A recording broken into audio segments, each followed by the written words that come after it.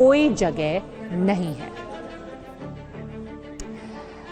इस वक्त हम परवाह देश की रोक रहे हैं एक बड़ी और एक दुखद खबर देने के लिए। डॉक्टर मनमोहन सिंह, भारत के पूर्व प्रधानमंत्री, अब नहीं रहे हमारे बीच।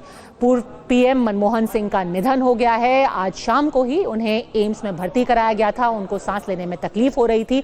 इससे पहले भी 2 साल पहले उनको एम्स में ही भर्ती कराया गया था। उस वक्त भी उनको इन्फेक्शन हुआ था। काफी देर तक उनका इलाज चला था, पर इस वक्त बड़ी खबर यह है कि एम्स में भर्ती कराए जाने के बाद उनका इमरजेंसी वार्ड में उनका इलाज भी चल रहा था। एम्स के निदेशक भी वहां पहुंच चुके थे कुछ देर पहले ही।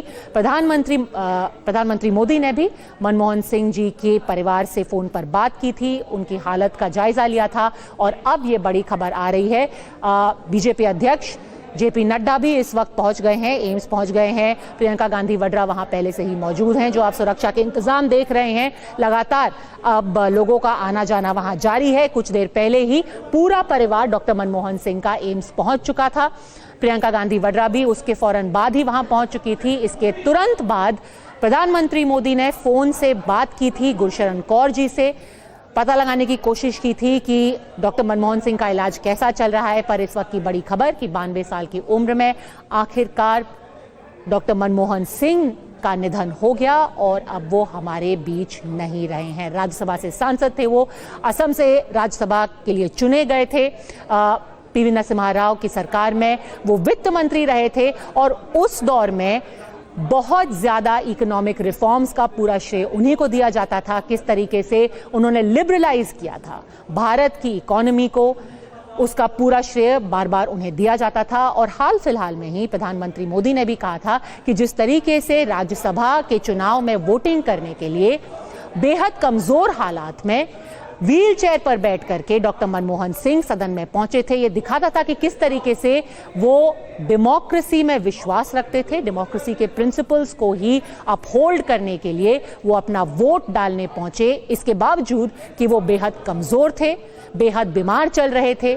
अस्पताल में भी भर्ती कुछ देर पहले ही हुए थे। उनका ऑपरेशन भी, दिल की बीमारी से भी वो ग्रस्त थे, उनका ऑपरेशन भी हुआ था। और इस सब के बावजूद भी वो राज्यसभा चुनाव के लिए वोट डालने पहुंचे थे। बेहद दुखद क्षण पूरे देश के लिए। कुमार विक्रांत इस वक्त हमारे साथ जुड़ गए हैं।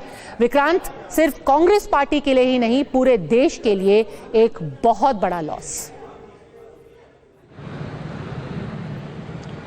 जी बिल्कुल, सबसे पहले रॉबर्ट वाड्रा ने ट्वीट किया और श्रद्धांजलि दी। उसके बाद ये हलचल तेज़ हो गई कि कहीं ना कहीं बुरी खबर हिंदुस्तान के लिए आने वाली है। और वो खबर अब लगता है सही है कि जैसे सलमान खुर्शीद, जो कि विदेश मंत्री रहे मनमोहन सिंह की सरकार में, उन्होंने भी ट्वीट कर दिया है।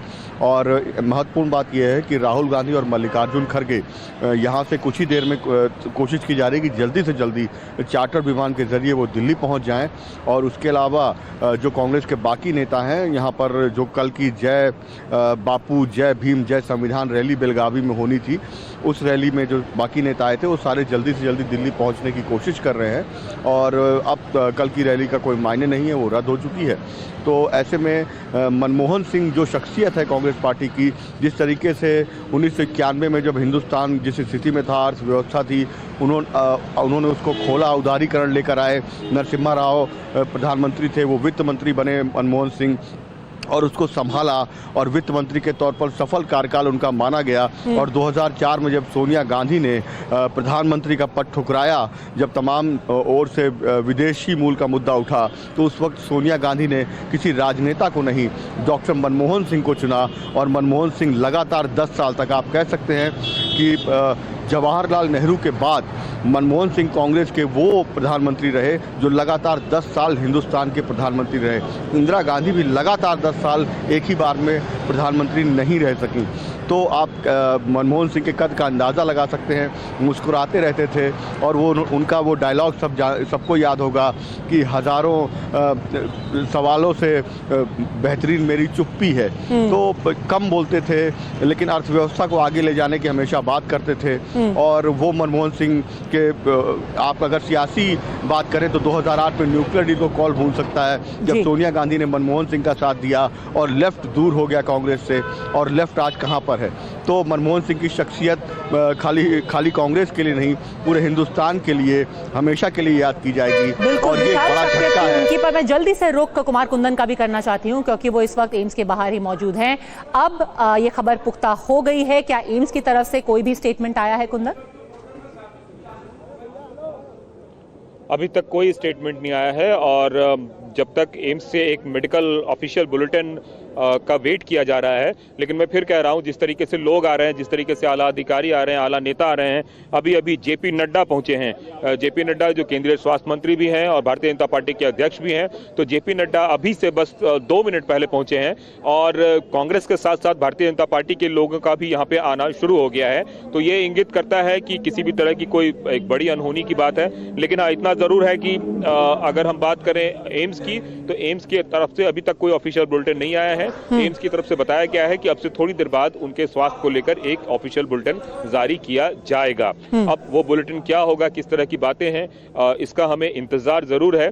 लेकिन मैं फिर कह रहा हूं कि जिस तरीके से आला नेताओं का यहाँ पे आना जारी है, वो किसी अनहोनी का संकेत दे रही है। पद्मजा, बिल्कुल, क्योंकि आपने इतने करीब से डॉक्टर मनमोहन सिंह को देखा भी है, उनकी सरकार को भी कवर किया है। विक्रांत, आपने उनका एक जो स्टेटमेंट था वो तो उसका जिक्र किया, पर उनका एक और स्टेटमेंट था जब 2013 का वो वक्त था, जब इतने सारे विवाद उठ रहे थे, तो डॉक्टर मनमोहन सिंह ने सिर्फ कुछ ही शब्द बोले थे। उन्होंने कहा था, हिस्ट्री विल जज मी।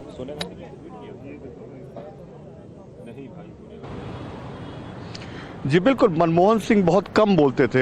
हालांकि बाद में उनको बीजेपी की ओर से मौन मोहन सिंह भी कहा गया, लेकिन मनमोहन सिंह हमेशा ये कहते थे कि मैं अपने काम से जवाब देना चाहता हूं। आप याद करिए, मनमोहन सिंह के कार्यकाल में जब विरोध आया या बीजेपी के आरोप लगे कांग्रेस के या यूपीए के नेताओं पर, तो उन पर भी मनमोहन सिंह ने आप कह सकते हैं कार्रवाई कर दी। ए राजा को कौन भूल सकता है, जिनके खिलाफ टेलीकॉम घोटाले मामले में मनमोहन सिंह ने कार्रवाई कर दी। हालांकि सुप्रीम कोर्ट का उसमें बहुत महत्वपूर्ण रोल रहा। तो मनमोहन सिंह अपनी छवि को लेकर बहुत सजग रहते थे। उनका ये कहना रहता था कि वो अपनी छवि से समझौता नहीं कर सकते। और जैसा मैंने कहा कि न्यूक्लियर डील के दौरान जब यूपी 1 में सरकार गिरने वाली थी, तो मनमोहन सिंह ने कहा था मैं इस्तीफा दे देता हूं, किसी और को आप प्रधानमंत्री बना लीजिए। सोनिया गांधी से कहा था, लेकिन न्यूक्लियर डील पर मैं आगे बढ़ना चाहूँगा, ये देश के लिए बेहतर है। और ऐसे में सोनिया गांधी ने तमाम कांग्रेस के वरिष्ठ नेताओं की विचारों को दरकिनार करते हुए मनमोहन सिंह का साथ दिया था। और लेफ्ट के साथ छोड़ जाने के बावजूद किसी तरह से जोड़ तोड़ करके कांग्रेस ने अपनी सरकार बचाई थी। हालांकि उस वक्त में संसद में नोट लहराए गए, तमाम तरह की बातें हुई, लेकिन जब मनमोहन सिंह के बारे में भले ही आप कहें कि बहुत सॉफ्ट थे, बहुत सौम्य थे, लेकिन जब वो कुछ तय कर लेते थे तो फिर सोनिया गांधी को भी उनकी बात माननी पड़ती थी। ये बहुत कम लोग जानते हैं। बिल्कुल, और जिस तरीके से उन पर अटैक होते थे, कई सारी चीजें कही गई, पर उन्होंने कई ऐसे ऐतिहासिक काम किए। 1990 के वो दशक में जब वो वित्त मंत्री थे पीवी नरसिम्हा राव की सरकार में, उसके बारे में तो बहुत बात हो चुकी है, पर एक बहुत बड़ा स्टेटमेंट उन्होंने तब भी दिया था जब वो प्रधानमंत्री बने, और 1984 के ऊपर उन्होंने सदन में आकर के स्टेटमेंट दिया था। और बहुत लोग तो ये भी कहते हैं कि एक बहुत बड़ा मैसेज कांग्रेस पार्टी की तरफ से गया था कि उन्होंने एक सिख प्रधानमंत्री हमारे देश को दिया। देखिए, मैं आपको थोड़ा सा अगर आप वक्त दे तो मैं बताऊं कि सोनिया गांधी जो है वो इंदिरा गांधी की राजनीति को बहुत फॉलो करती है। हमेशा उनकी कोशिश रही कि इंदिरा गांधी बेहतरीन नेता के तौर पर आगे रही, लेकिन बतौर राजनेता इंदिरा गांधी ने 2 गलतियां करी। एक तो एक इमरजेंसी, और दूसरा 1984 जो कि निगेटिव गया। तो ऐसे में सोनिया गांधी के दिमाग में हमेशा से था कि 1984 का दंगा एक कांग्रेस के ऊपर धब्बा है, इसीलिए सोनिया गांधी ने इमरजेंसी को लेकर माफ़ी मांगी। सोनिया गांधी ने 1984 के दंगों को लेकर माफ़ी मांगी, और उसके बाद सिख कम्युनिटी से आने वाले मनमोहन सिंह, जो कहीं प्रधानमंत्री के रेस में नहीं थे, कहीं कांग्रेस के बड़े नेता नहीं थे, उनको प्रधानमंत्री बनाकर उस मामले को शांत करने की कोशिश की 84 के। और उसी के बाद मनमोहन सिंह ने वो स्टेटमेंट दिया। ये एक बड़ा सोनिया गांधी की कोशिश थी, जिसमें मनमोहन सिंह सोनिया गांधी के साथ कंधे से कंधा मिलाकर खड़े रहे। जी, आपको थोड़ी सी देर के लिए रोकूंगी, क्योंकि आनंद शर्मा जी पूर्व केंद्रीय मंत्री, बहुत करीब से डॉक्टर मनमोहन सिंह को जानते हैं, उनके साथ काम किया है, हमारे साथ इस वक्त फोन पर जुड़ गए हैं। बहुत बड़ा लॉस है आपकी पार्टी के लिए। आपके जो सबसे बड़ी और सबसे करीबी मेमोरीज रही हैं डॉक्टर मनमोहन सिंह की, उनके साथ काम करने की, उनसे व्यक्तिगत मेमोरी, वो क्या रहेगी? देखिए, कुछ शब्दों में बयान करना मुश्किल है। एक लंबा रिश्ता रहा, ये देश के लिए एक बहुत बड़ी क्षति हुई है। डॉक्टर मनमोहन सिंह की विनम्रता, उनका विवेक, उनकी ईमानदारी,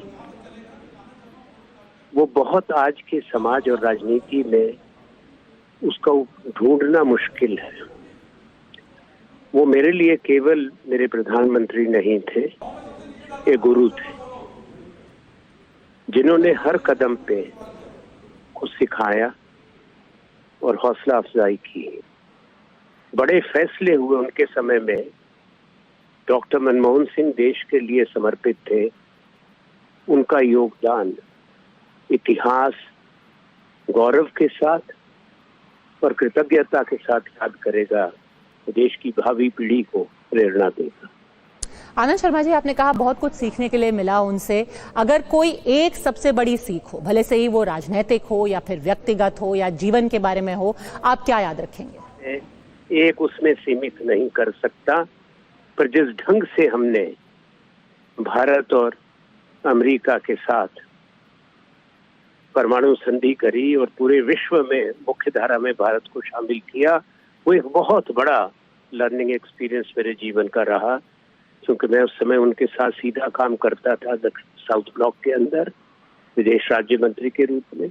और दूसरा जो वैश्विक संकट आया, आर्थिक संकट, और उसके बाद जो WTO के क्राइसिस, जो पहली बार इतिहास में एग्रीमेंट्स हुए, करार हुए, उसमें अगर डॉक्टर मनमोहन सिंह का हाथ, उनका गाइडेंस मेरे साथ ना होती, विश्व को वो शायद 9 समझौते कभी ना मिल पाते। बिल्कुल, क्योंकि आपने जो उस वक्त की बात की है, और क्योंकि आपको जो कहते हैं कि रिंग साइड व्यू था, डॉक्टर मनमोहन सिंह के बारे में बहुत उनके जो राजनीतिक विरोधी है वो कह रहे हैं बहुत माइल्ड मैनर थे, लेकिन वो ऐसा वक्त था कि जब उनकी सरकार खतरे में आ गई थी, फिर भी आयरन विल, मतलब वो बिल्कुल पीछे नहीं हटे, बिल्कुल भी डटे रहे, जो उनका पॉइंट था। आपने उस वक्त क्या देखा of the politician that doctor Manmohan Singh was? थोड़ा सा हमारे दर्शकों को बताइए। 4 शब्दों में कहूंगा, उनका मजबूत इरादा और भारत का हित।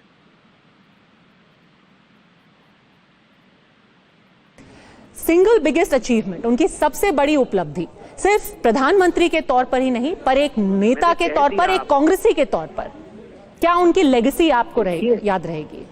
लेगेसी पूरे देश के लिए, मेरे लिए नहीं। शायद पहला नेता थे विश्व के अंदर जिन्होंने 1 दशक में एक देश की GDP को 4 गुना किया। कोई नहीं कर पाएगा। आपसे आखिरी सवाल आनंद शर्मा जी, एक उनकी इमॉर्टल लाइन थी, हिस्ट्री विल जज मी। ठीक है, हमसे बात करने के लिए बहुत बहुत धन्यवाद। लगातार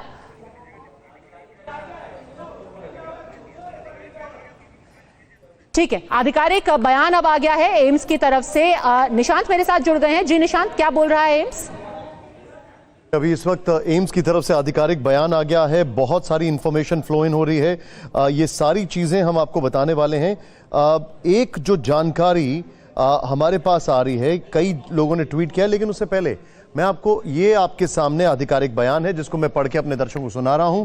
With profound grief, we inform the demise of former Prime Minister of India, Dr. Manmohan Singh, aged 92.